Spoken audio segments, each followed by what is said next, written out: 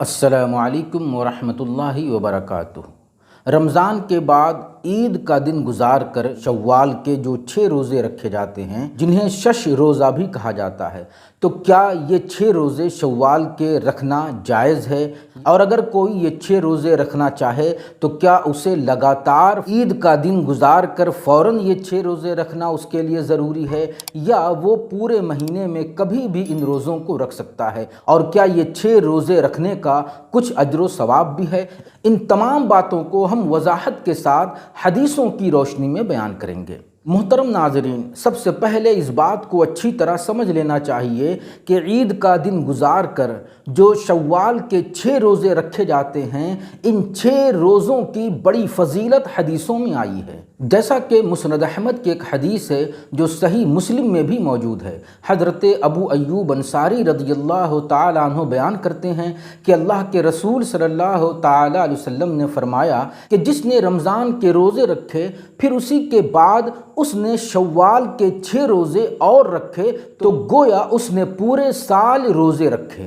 یعنی رمضان کے روزوں کے ساتھ اگر شوال کے 6 روزے ملا دیے جائیں تو یہ ٹوٹل اگر کریں تو یہ پورے سال کا روزہ بنتا ہے۔ اب اس کو بھی سمجھ لیجئے کہ یہ پورے سال کا روزہ کیسے بنتا ہے۔ اصل میں اللہ تعالیٰ کے نزدیک ایک عمل کا ثواب 10 گنا ہوتا ہے، تو جس نے ایک روزہ رکھا تو وہ 10 روزے کے برابر ہوا، اور جس نے رمضان کے 30 روزے رکھے تو یہ 300 روزوں کے برابر ہوا، اور پھر اس کے بعد جس نے شوال کے 6 روزے رکھے تو یہ 60 روزوں کے برابر ہوا۔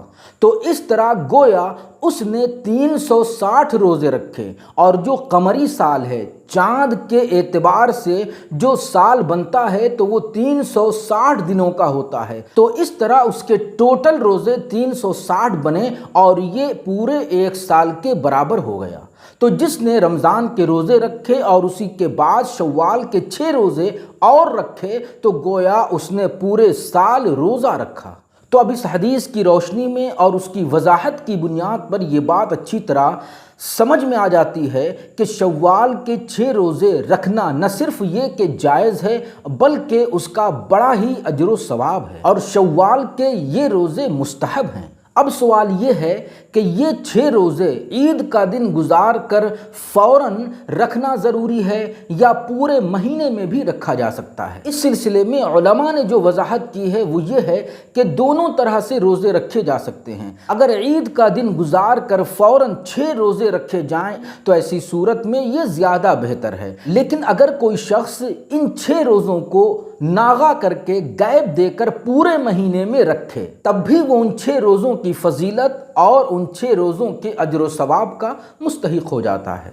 تو محترم ناظرین، امید ہے کہ عید کے ان 6 روزوں کی حقیقت آپ نے اچھی طرح سمجھ لی ہوگی۔